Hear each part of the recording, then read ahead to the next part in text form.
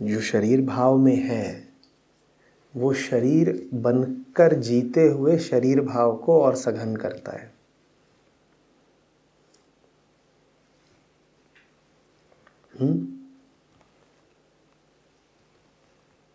जितना ज़्यादा तुम शरीर होकर जियोगे उतना ज़्यादा तुम में ये धारणा और प्रबल होगी कि तुम शरीर ही तो हो।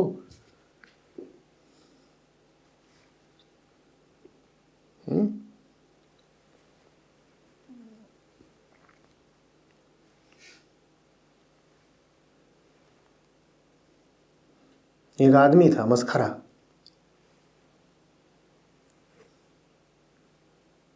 वो लगा चौराहे पे नाटक करने, बिल्कुल झूठा नाटक, स्वांग।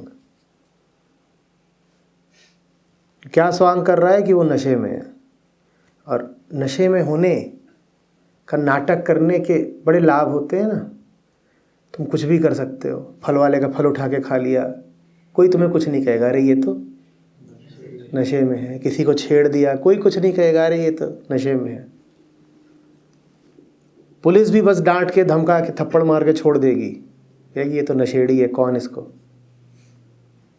तो वो अपना नाटक करे चौराहे पे खड़ा होके कि मैं तो नशे में हूँ, तो वहाँ से कुछ असली नशेड़ी गुजरे।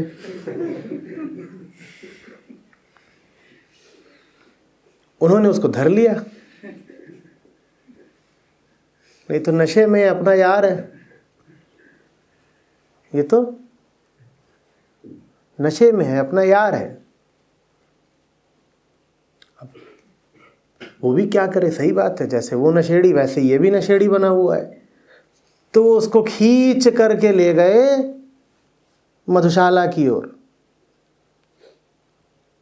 अरे दारू का अड्डा, ठेका।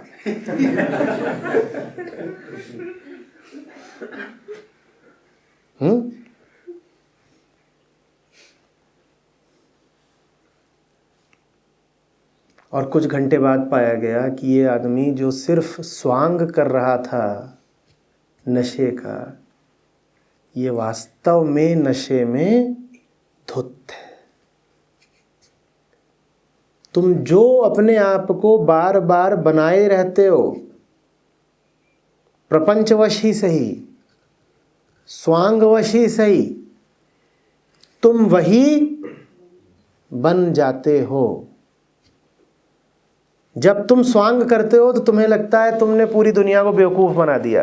तुम कहते हो वाह, किसी को पता भी नहीं चला, मैं तो नशे में हुई नहीं, मैं तो नाटक कर रहा हूँ नशे में होने का। पर जो नशे में होने का नाटक करेगा, अचरज मत मानना अगर थोड़ी देर बाद वो नशे में ही पाया जाए।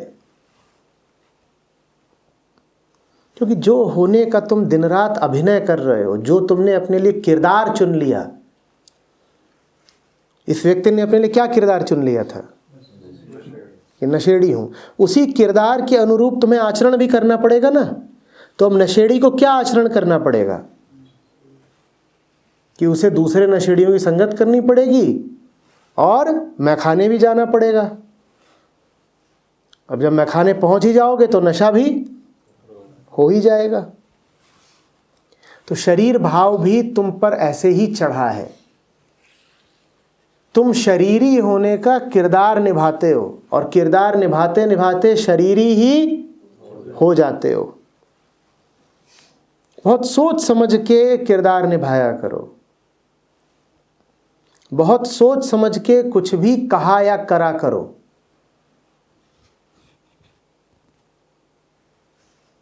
ये बात अजीब है।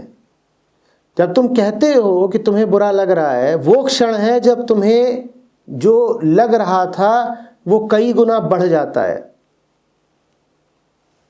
तो तुम्हें बुरा लगना बढ़ गया जब तुमने कहा मुझे बुरा लग रहा है, क्योंकि तुमने अब वो किरदार चुन लिया।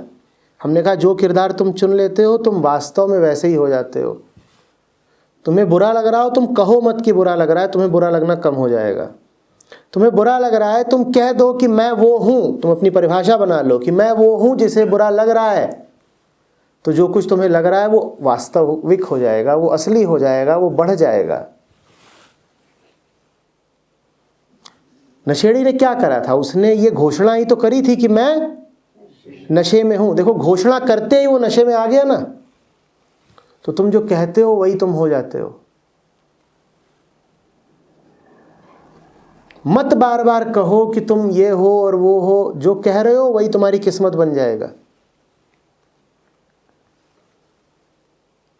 इसीलिए पुराने समय से परंपरा रही है कि जबान से खराब बात मत बोलो। और तुम पूछते थे क्यों ना बोले, तो घर पे माँ दादी तुम्हें समझाने के लिए कह देती थी कि अरे कभी कभार जबान पर सरस्वती बैठती हैं, जो बोलोगे वही हो जाएगा। मैं तुमसे कह रहा हूँ कभी कभार नहीं बैठती, वो लगातार ही बैठती हैं। जो भी कुछ बोलोगे बार बार वही हो जाएगा। निरंतर बोलोगे ब्रह्म हूँ, ब्रह्म हो जाओगे। और निरंतर बोलोगे कि मैं दुखी हूँ, मैं परेशान हूँ, मैं कमज़ोर हूँ, तो दुखी हो जाओगे, कमज़ोर हो जाओगे। आज अगर तुम अपने आप को कमज़ोर पाते हो तो उसका कारण ही यही है कि तुमने बार बार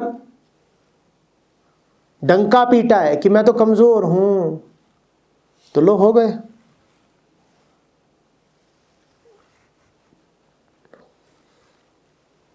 मन मान्यता पर चलता है। समझाने वालों ने बार बार कहा, जो मान्यता रखते हो वही हो जाते हो।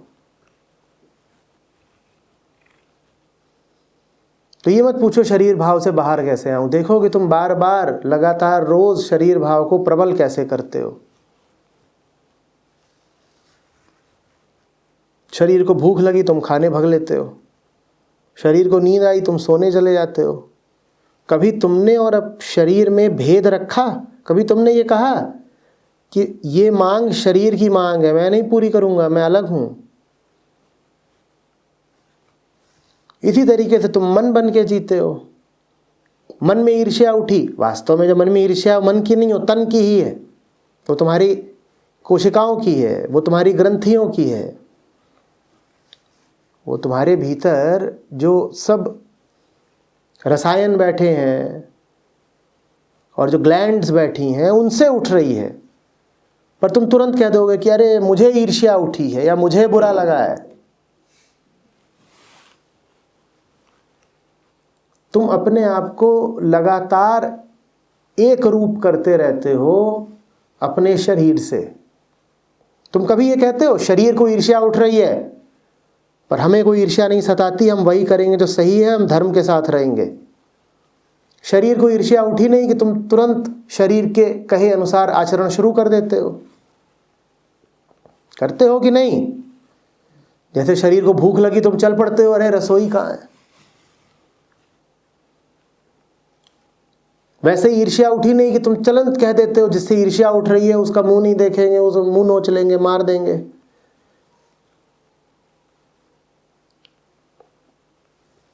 जब दिन रात तुम शरीर ही अपने आप को घोषित करोगे तो नतीजा ये निकलेगा कि तुम शरीर ही हो जाओगे।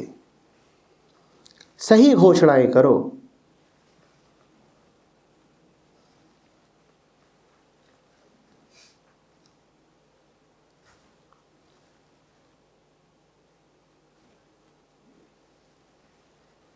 अनुभवों को ठुकराना सीखो। हो रहा हो सर दर्द, कोई पूछे कैसे हो तो कहो ठीक हूं, क्योंकि आत्मा सदा ठीक होती है। तो सर दर्द हो रहा है पर तुम यही कहो मैं ठीक हूं। तुरंत ना कह दो कि अरे मेरे तो सर में दर्द है, पेट में दर्द है, मेरी सेहत बहुत खराब है। ये कह के तुमने क्या करा? तुमने अपने आप को नशेड़ी जैसा बना लिया। जो कह देगा कि मैं खराब हूं वो खराब हो जाएगा, जो कह देगा मैं ठीक हूं वो ठीक ही रहेगा।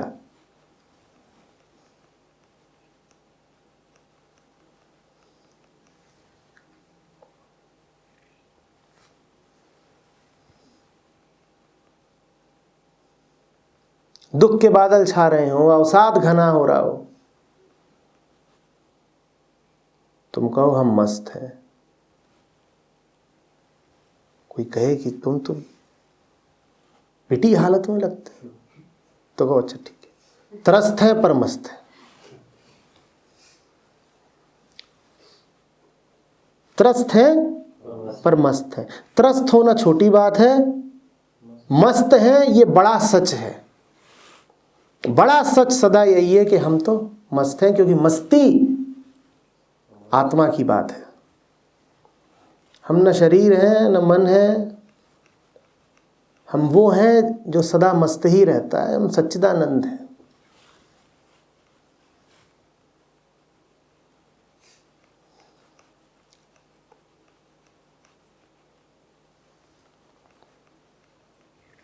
उस मस्खरे को याद रखना, वो अभी तक नशे में ही है।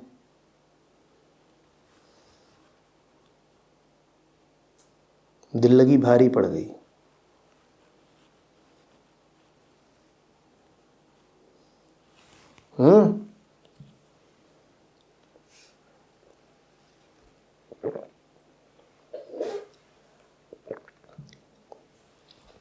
मैं छोटा था, मैंने एक वाकया देखा था बड़ा हैरत अंगेज। ट्रेन में सफ़र कर रहा था तो सुबह सुबह चाय वाले आए।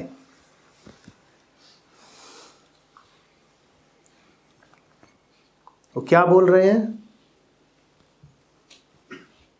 मुसाफिर सो ही रहे होते हैं सुबह 6:30 बजे 7 बजे, और चाय वाले सब घुस आए। और वो क्या कह रहे हैं? चाय बोलो, चाय बोलो, चाय बोलो, चाय बोलो, चाय बोलो। मैं रहा हूँगा 5 साल का। मैंने कहा कह रहे चाय बोलो, तो मैंने कहा चाय। क्योंकि क्या कह रहे थे? चाय बोलो, चाय बोलो, चाय बोलो, चाय बोलो, चाय बोलो। मैंने कहा चाय बोलो तो चाय।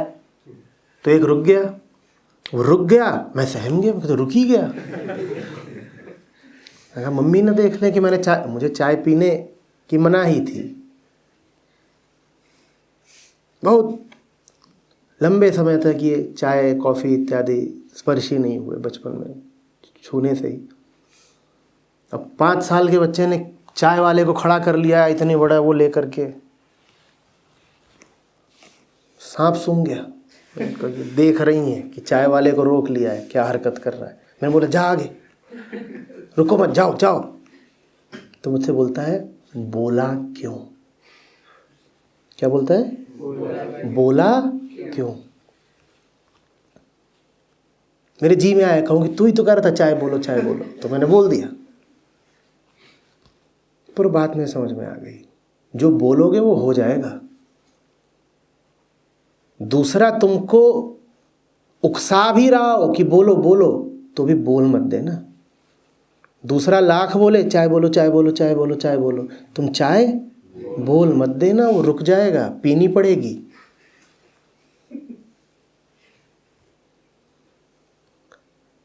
फिर वो जब टरा तो मुझे सांस में सांस आई। टरा तो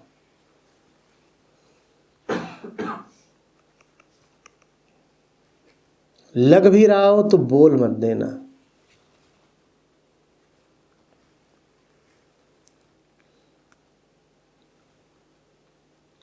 तुम्हारी घोषणा में, तुम्हारे उच्चारण, तुम्हारे डिक्लेरेशन में बहुत ताकत होती है। वो नहीं हो रहा होता जो हो रहा है, वो हो रहा होता है जिसको तुम डिक्लेयर करते हो कि हो रहा है। ये बात अजीब लगेगी सुनने में, पर समझो, वो नहीं हो रहा जो कि तुम्हें लगता है कि तथ्यगत रूप से हो रहा है, वो रहा है जिसको तुम घोषित करते हो कि हो रहा है। इसीलिए अपनी घोषणा के प्रति सतर्क रहो।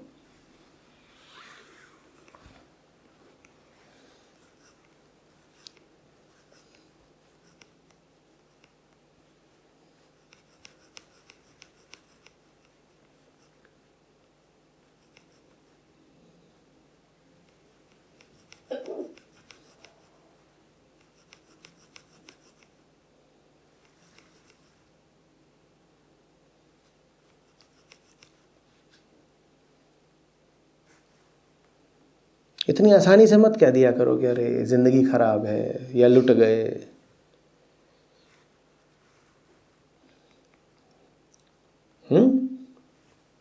या कि बड़ा मुनाफा हो गया, हम तो किस्मत वाले हैं।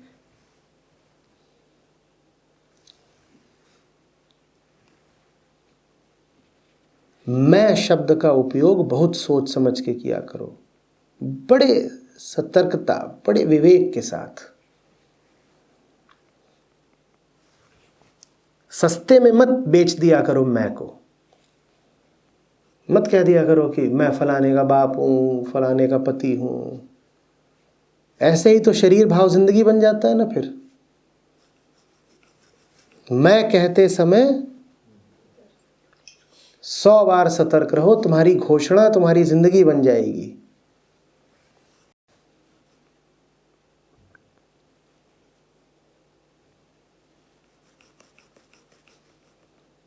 मस्खरे ने यही कहा था, मैं नशे में हूं, और नशा उसकी जिंदगी बन गया।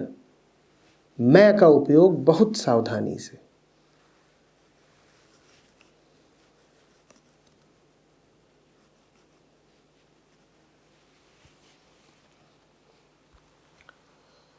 नहीं तो फिर वही होगा, बोला क्यों।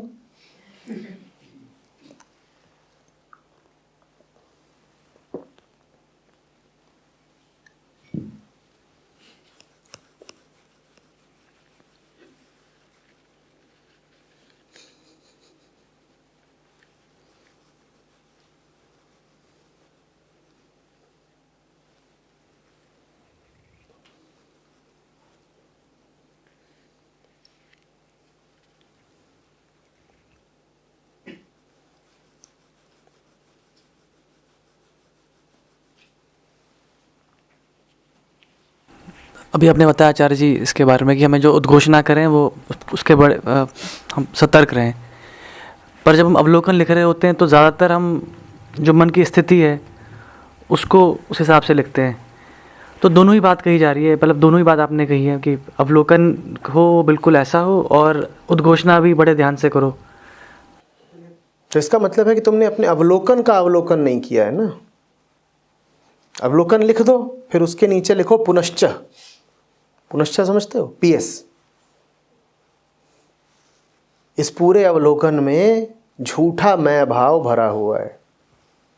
अब ये तुमने अपने अवलोकन का भी अवलोकन कर लिया। जब मैं कहता हूं पूरी जिंदगी का अवलोकन करो, तो उसमें यह भी तो शामिल है कि अपने अवलोकन का भी अवलोकन कर लो ना, कि ये क्या लिखा है, किस भावना में लिखा है, क्या बनकर लिखा है। ये तो पूरा स्वांग है।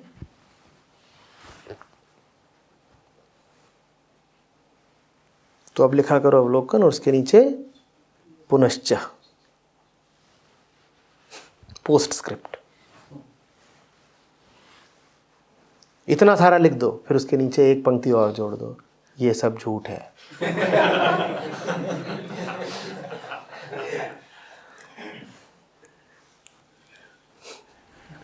एक कॉर्पोरेट कल्चर में होता है, किसको बोलते हैं कि हाउ आर यू, तो बोलेगा I am all right, I am fine. तो फिर हम उससे कहते हैं कि वो एक स्वांग कर रहा है, तो फिर उसको आप ज्ञान देते हो कि भैया क्या बोल रहा है सब। नहीं, वही तुम्हें बोलना है, पर पूरे विवेक के साथ। वो तो आदतवश बोल रहा है, उसकी तो जबान पे चढ़ गया है। वो तो सो भी रहा होगा तो मुस्कुरा के सो रहा होगा। उसे पूछोगे हाउ आर यू। हम आदत की नहीं बात कर रहे, हम विवेक की बात कर रहे हैं।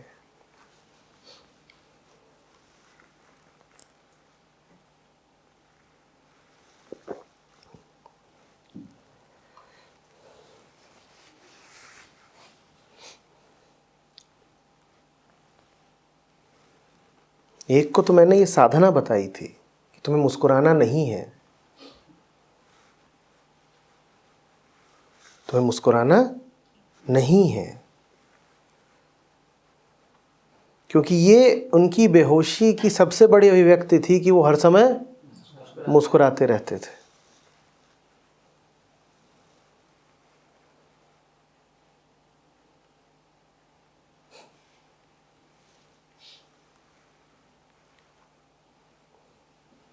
ये पीछे बैठी अनु, ये नई नई आई थी, इसकी हंसी बंद करवाने में साल भर लगा।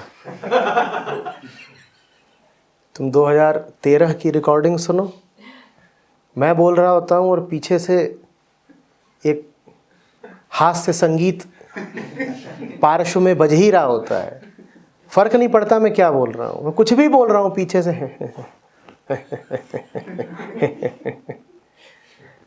अविरल धारा,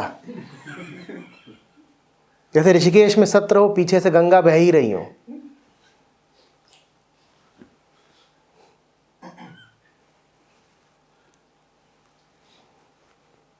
वो बेहोशी थी।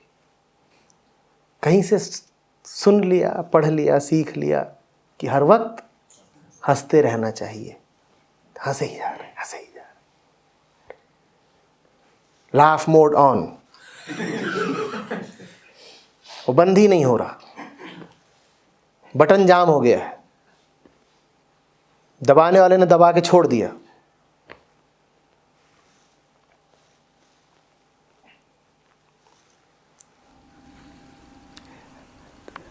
फिर जैसे धूमिल की कविताएं हैं और यहाँ से अज्ञेय हैं और दुष्यंत कुमार हैं, तो धूमिल की कविताओं में तो बहुत ज़्यादा इसी पे बड़ा जोर है कि मैं मतलब वो धूमिल को भी कई सीढ़ियाँ चढ़नी बाकी हैं। धूमिल का आदर करो उस पायदान की वजह से जहाँ वो पहुँच गए हैं। बहुत बहुत ऊंचे पहुँचे हुए हैं। बड़ी ईमानदारी है, बेबाक ईमानदारी है। पर ये स्वीकार करने में धूमिल का कोई अपमान नहीं कि धूमिल को अभी कई सीढ़ियाँ चढ़नी बाकी हैं।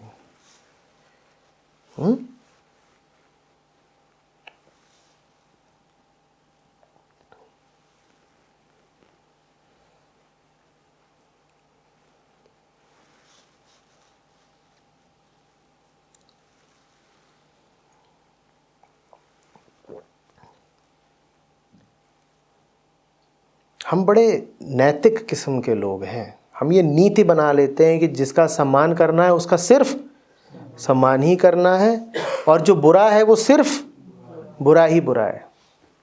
तो अच्छे अच्छे लोग इधर और बुरे बुरे लोग इधर, दो ही कोटियाँ होती हैं। कुछ अच्छे लोग हैं, वो सब अच्छे लोग एक बराबर, और बुरे लोग हैं, वो बुरे सब एक बराबर। ऐसा नहीं होता है।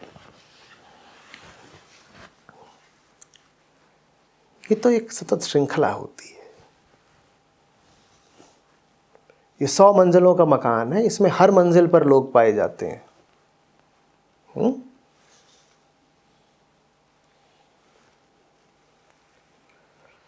आप अगर 10वीं मंजिल पर हो तो 30वीं मंजिल वाले से भी आप कुछ सीख सकते हो, 50वीं मंजिल वाले से भी, और 99वीं मंजिल वाले से भी आप कुछ सीख सकते हो। आपको तीनों से सीखना है। आप तीनों का सम्मान करिए। पर इसका मतलब ये नहीं है कि जो 50वीं मंजिल पर है और जो 70वीं मंजिल पर है वो एक है। हाँ, आपके लिए तो तीनों ही शिरोधार्य होने चाहिए।